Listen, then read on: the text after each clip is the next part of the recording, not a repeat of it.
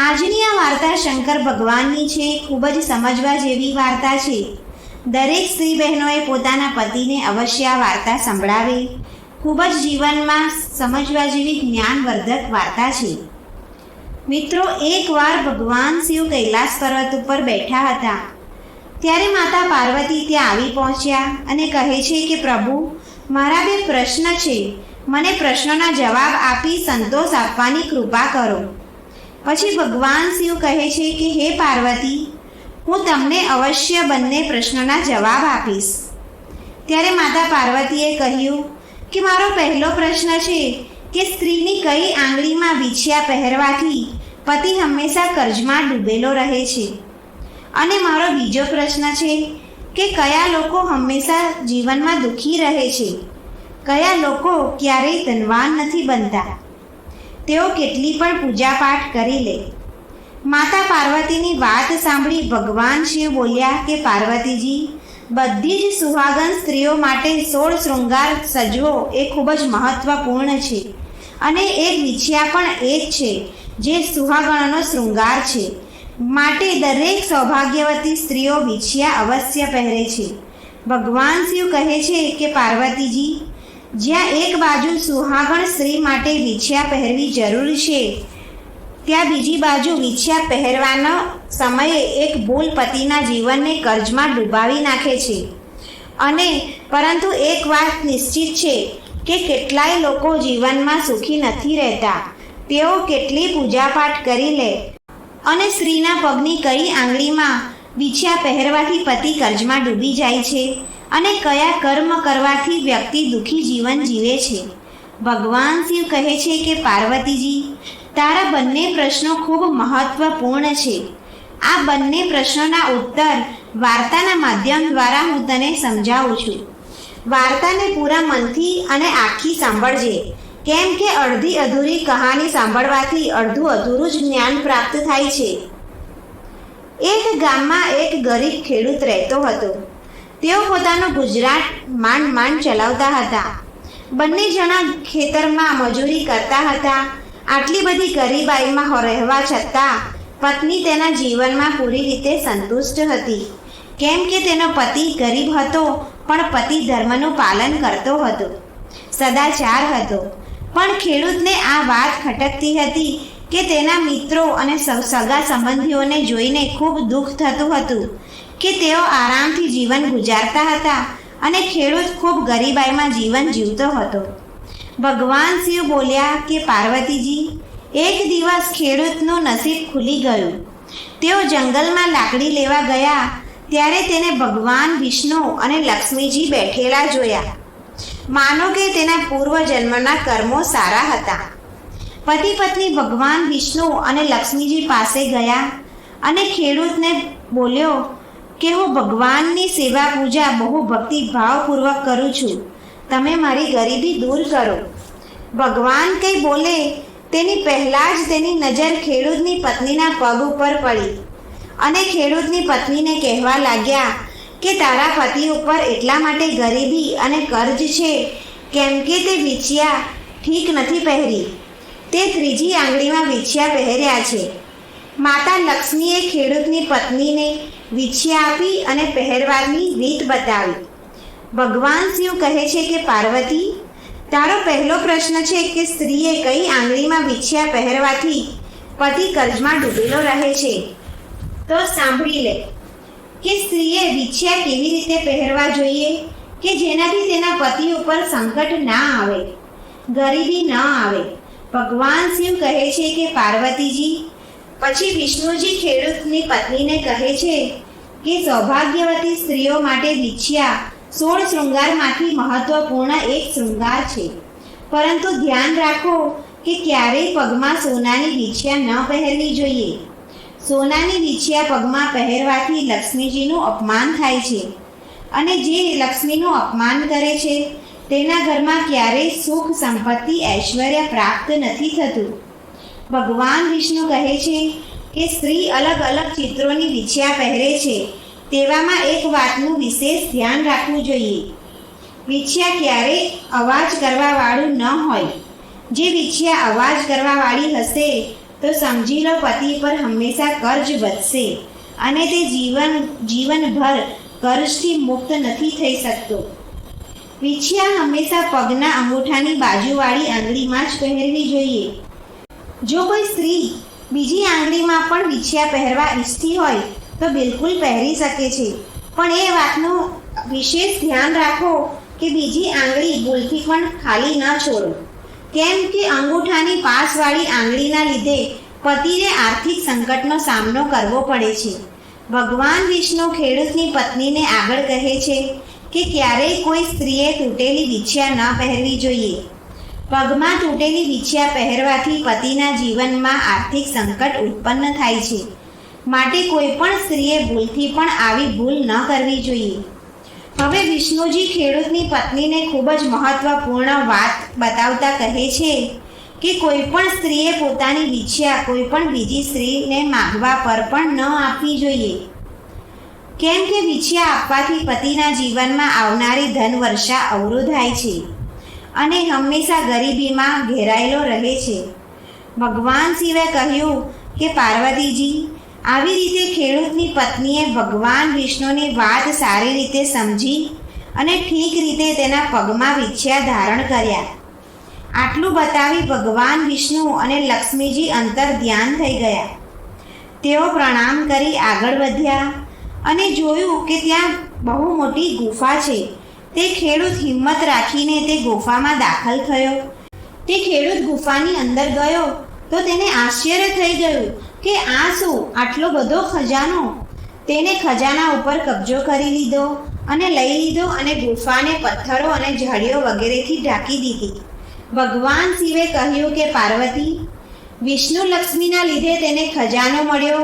પછી કિસાન બળદગાડું લઈને આવ્યો અને ધીમે ધીમે બધો ખજાનો તેના ઘરે લઈ ગયો. હવે તે ધનવાન થઈ ગયો.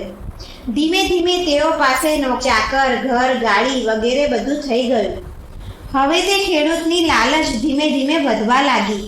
તેની પત્ની ના કહેવા છતાં પણ તે દરરોજ ગાડી ભરીને ધન લઈ આવે. પછી તે એક દિવસ તેની પત્નીને મારવા લાગ્યો. ઘરમાંથી તેની પત્નીને કાઢી મૂકી. હવે તે નગરનો શેઠ બની ચૂક્યો હતો. તેને બધા જ કામો નોકર ચાકર કરતા હતા. સમય વીતવા લાગ્યો. પછી ધીમે ધીમે તે નષ્ટ થવા લાગ્યો. હવે તેને નોકર ચાકર પણ છોડીને જવા લાગ્યા. નોકર ચાકર કહેતા કે શેઠ પાસે તો કંઈ છે નહીં, અમને શું આપવાના છે. પછી તેની હાલત ખરાબ થઈ ગઈ. તે બીમાર થઈ ગયો. તેની પત્ની પણ તેની સાથે ન હતી.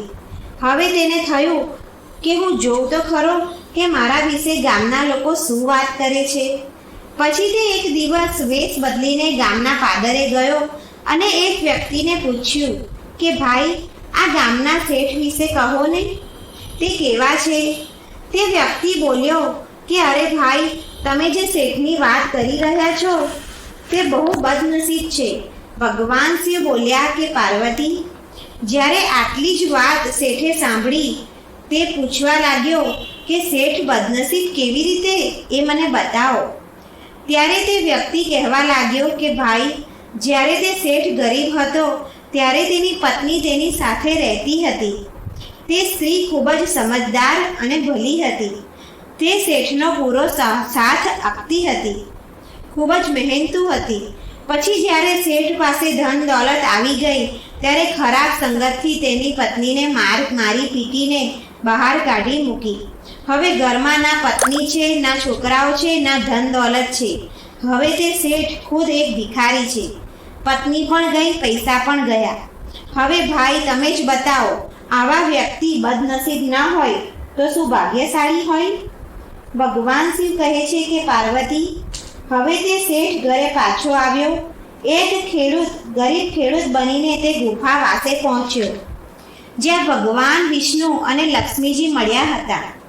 ત્યાં આવીને તેને ભગવાનને વિનંતી કરી અને પછી જ્યારે ભગવાન વિષ્ણુ અને લક્ષ્મીજીએ દર્શન આપ્યા ત્યારે ખેડૂતે કહ્યું કે પ્રભુ, મેં ખૂબ જ પાપ કર્યું છે, મને ક્ષમા કરી દો.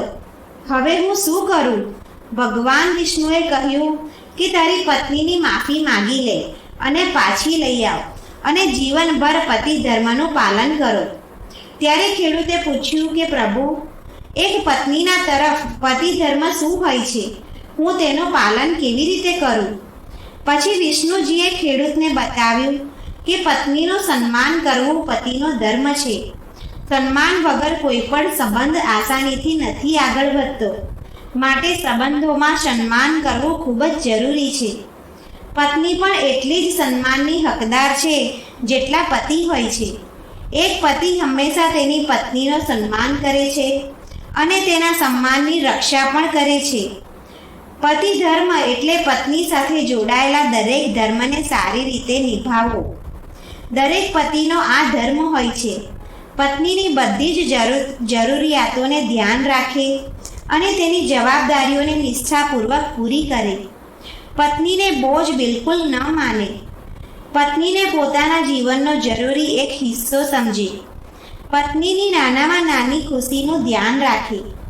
પતિને પત્નીથી જૂઠું બોલવું, વાતો છુપાવવી એવું ક્યારેય ન કરવું જોઈએ.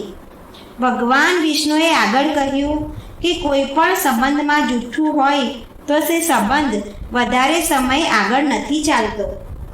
આ જ વાત પત્નીના સંબંધમાં પણ લાગુ પડે છે કે પત્ની એ તેના પતિ સાથે જૂઠું ન બોલવું જોઈએ અને ન તેને કોઈ વાત છુપાવવી જોઈએ.